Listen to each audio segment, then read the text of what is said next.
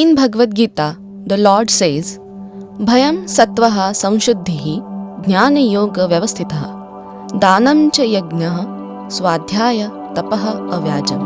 Meaning, through fearlessness, predominance of sattva, self-restraint, knowledge, self-study, austerity comes the simplicity of yogi. But what does simplicity mean? Or better yet, what does simplicity not mean? In Sanskrit, one of the very ancient languages, simplicity can be termed in many ways. For example, simplicity is there in mudha, ignorance, mugdha, innocence, sarala, simple, rujula, honest, avyaja, emphatic simplicity. Simplicity coming through mount of complexity, which also can be termed as gahan, tough, sankirna, complex, samhatatva, complexity, give rise to advanced simplicity. What is architecture? As Sir Norman Foster says, architecture is an expression of values. The way we build is a reflection of the way we live. Let us explore concept of complexity in simplicity with architecture. First stage of simplicity is mudha, ignorant simplicity. In architecture, folk architecture could be termed as mudha or ignorant simplicity because they are unacquainted with technology and resources. It is simple, but simpleness with no complexity. Second stage of simplicity is mugdha, innocence. In contrast to ignorance, innocence is generally viewed as a positive term, connoting an optimistic view of the world. Architectural innocence comes with a simple thought, with a very less complexity in design and issues. Architectural complexity increases with experiments in geometry, consisting of an infinite variety of different sizes of masses or volumes. But simplicity comes when we have answers to these questions. What do you do with the sizes and the shapes? How many different ways can you treat it in a simple way? How does that treatment alter or change? In what ways can we define or manipulate the sizes and shapes? What is your strategy for detailing and joinery?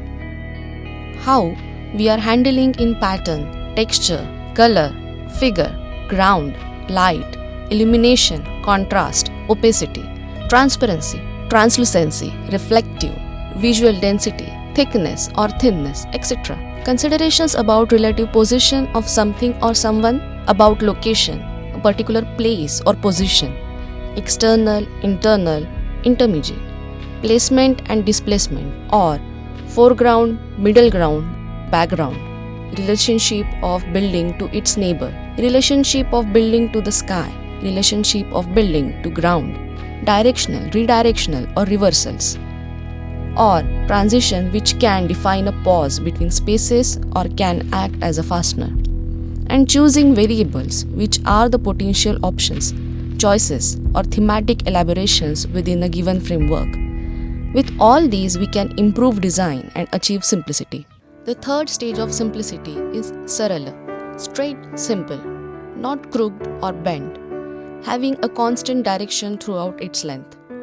Gandhi Smarak Sangrahalaya at Sabarmati Ashram in Ahmedabad. These are housed in a segregated plan connected by covered and open areas, a pattern which not only allows for more flexible growth but also gives user areas of visual quiet where the eye can rest and the mind can meditate. Here, constraint was of the soil condition, which was water holding, as site was near Sabarmati river and the problem was solved with the raised plinth adding floating expression to the building.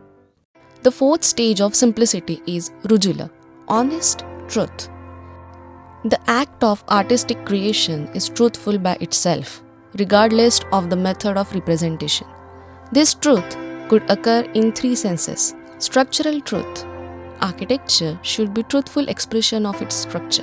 Expressive truth. The sense of a work being true to its inner essence or to the spirit of its maker. Historical truth. The architecture of its time and be true to the stage of historical development reached within the art. Mies van der Rohe's buildings are actually quite complex. and only appear to be simple by virtue of their utter elegance. Almost nothing is really simple in the Seagram building. Not only does it hide a very different system of structural support within, the very facade is itself a kind of ornament. They are really a form of modernist decoration. Mies said, "Less is more," but his own work did not precisely follow his famous aphorism. The elements in architecture were reduced by Mies not to their simplest form, but to their purest. The fifth stage of simplicity is avage, emphatic simplicity. Japanese architect Tadao Ando's work is often described as haiku, means simplicity, intensity, and directness of expression. One of his famous work, Church on Water, the building plan is two overlapping squares, one 50 feet to a side and the other is 33 feet. The walls are double layered for heat insulation because of the cold winters.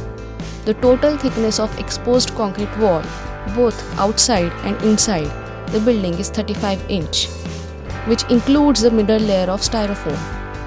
The floor too is double layered and all rooms have underfloor heating. The technical measures and detailing throughout the building must have required great effort to devise and execute, but no trace of that effort is apparent on the surface. The harsh environment has given birth to a beautiful landscape, and effort not apparent to observers. Seemingly effortless effort has created a crystalline space. Simplicity of outer is held to bear a direct correspondence to architects' own sincerity and truthfulness. Our final impression is not of brilliant surface of delightful spaces or powerful geometry. It is rather an impression of astonishing simplicity. Simplicity is the impression left by few who are most successful in almost impossible search to know what they are and to recognize unflinchingly, fearlessly what they feel, and that is not simple. Towards paradigm. So, simplicity and complexity always tend to fight with each other. New paradigm of simple architecture but complex system is getting advanced with new digital era, and smart buildings are becoming more and more responsive towards the need of user and overall society. The best design is often created under tough constraints that can be turned into design drivers and used to make informed and creative architecture.